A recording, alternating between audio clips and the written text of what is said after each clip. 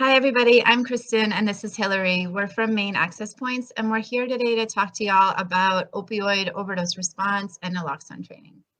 So could you get us started with just the basics around naloxone or Narcan and what it actually is? Yeah, for sure. So naloxone is an opioid antagonist. And what that means is that it has a higher affinity. It likes the opioid brain receptor more than the opioid does. So let me back up. In an opioid overdose, the opioids attach to the brain receptor that's in charge of our breathing. So it will slow or stop our breathing. And so an opioid overdose is respiratory failure. Naloxone works because it likes that brain receptor more. So if someone's experiencing an overdose, the opioid's on their brain receptor, we give them Narcan.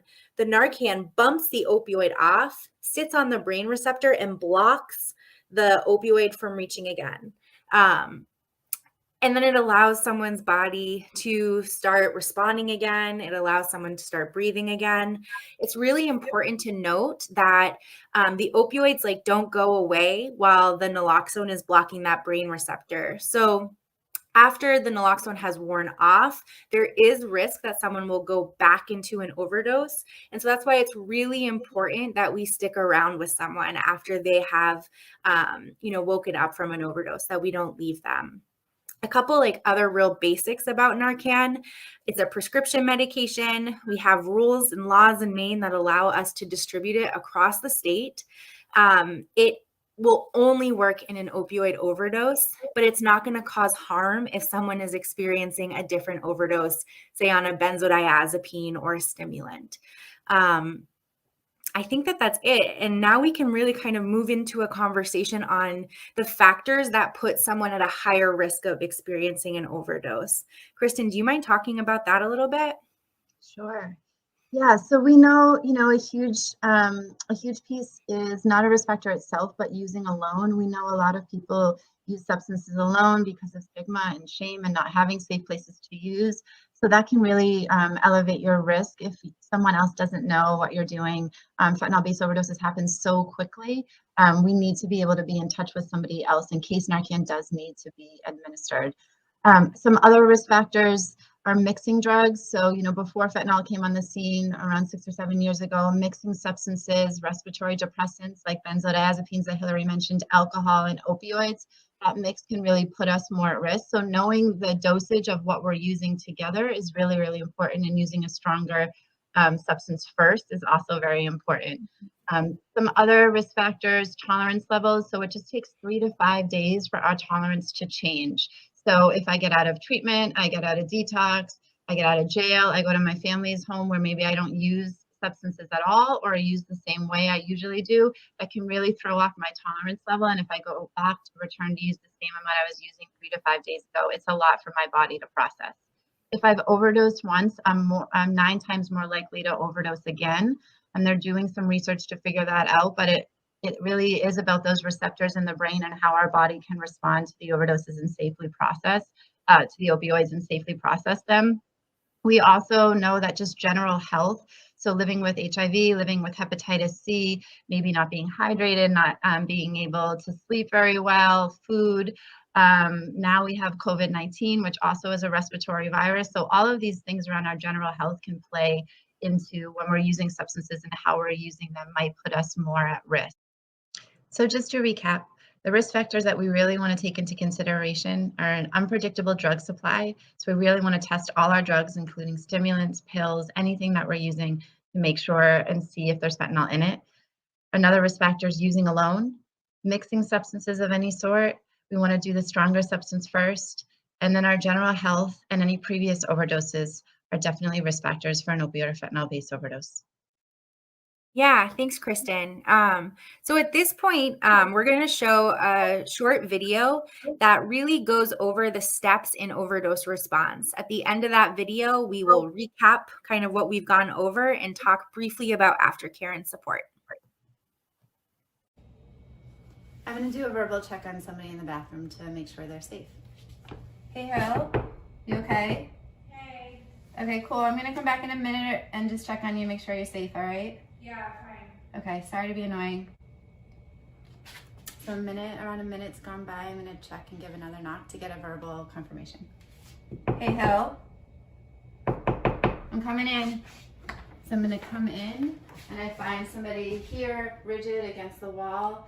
I'm gonna yell to my coworker to call 911. Mike, call 911, overdose. I'm gonna come to the Narcan kit, which is here on our wall, and grab the kit out. And I'm immediately gonna administer a first dose of Narcan. Try to get some verbal stimulation and give a sternum rub with your door knocking knuckles here. Just rub up and down on the endocrine system. There's lots of nerve endings, and see if you get a response. Hey, Hill. Hill, are you with me? Hill, I'm gonna give you some Narcan, okay? Hill? If you have something soft that you can put behind somebody's head, that's great. People in fentanyl overdoses are usually very rigid, so we're not gonna move them for the sake of making sure that they don't have any spinal injury or brain injury. Moving them around can cause that. We're gonna take 1 dose of Narcan out, the 4 milligram, and we're gonna put it into 1 nostril. And we're just gonna take our peace fingers, our thumb, and spray the mist into the nostril. And then we're gonna start rescue breathing right away. There's masks in the kits. We're gonna give 2 initial breaths. This is a barrier for you to just protect yourself from vomit, from anything that might be there. If you just don't wanna put your mouth in somebody else's mouth right now during COVID. And you're gonna place, if we can't open the jaw, make a little U or a C, try to open the jaw. Sometimes in fentanyl-based overdoses, people can be very rigid, so these muscles lock. If you can't do that, you can breathe through the nose. So we're gonna take the perforated part of the mask, put it right over her nostrils, cover the mouth, and give 2 initial rescue breaths. Really just your regular breaths into their nostrils. And then a breath for yourself. Inhale, exhale. And then we're just going to start to see if we can give another sternum rub. Hey, Hal, are you here? Maybe the Narcan has started to work.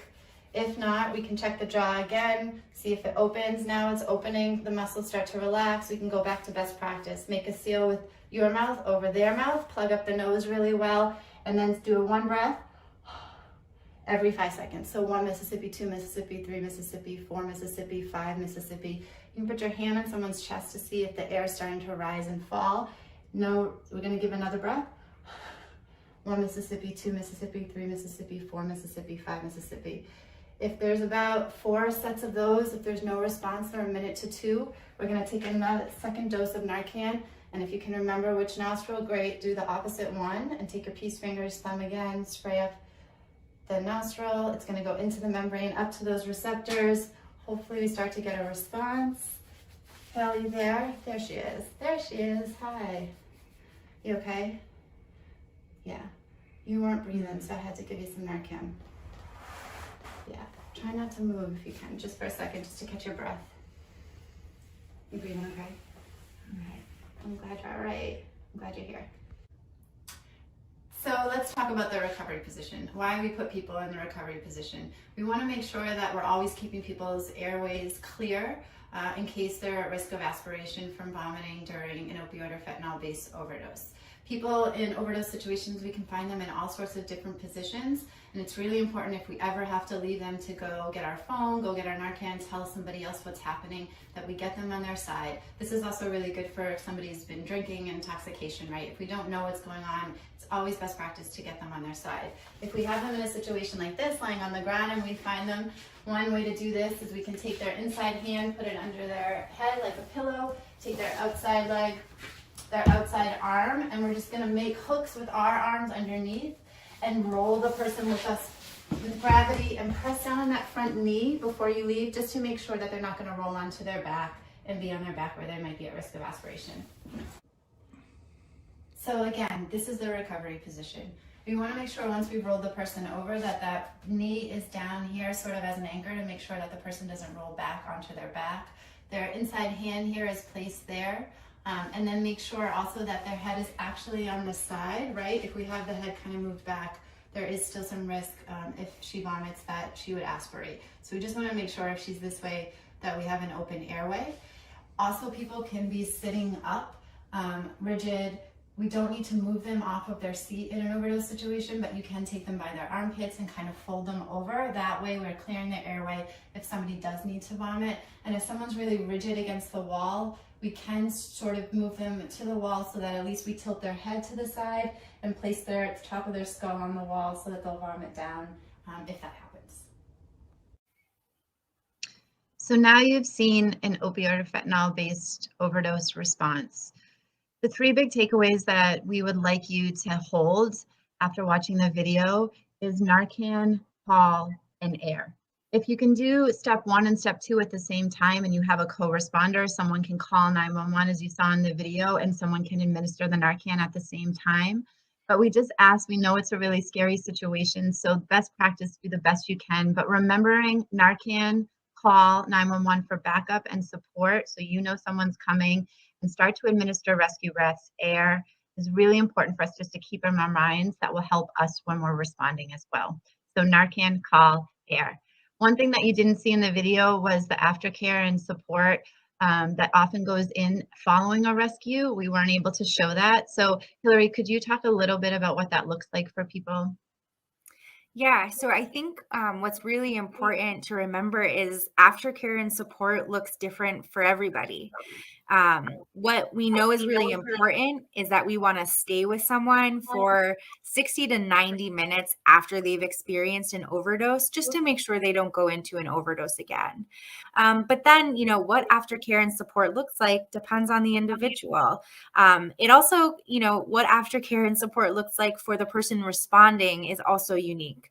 And so, as a community, as harm reduction programs across the state of Maine, we know that it's really important to provide peer support, aftercare, and support to folks who both experience their own overdose and experience responding to someone else's. So please reach out to this network of care that exists in Maine. We really want to show up to you in these moments. And in closing, we just really want to acknowledge that the people who use drugs and communities of people who use drugs and their loved ones are saving one another's lives every day. And we're so thankful for that. And that's just such community care in itself. So we appreciate you.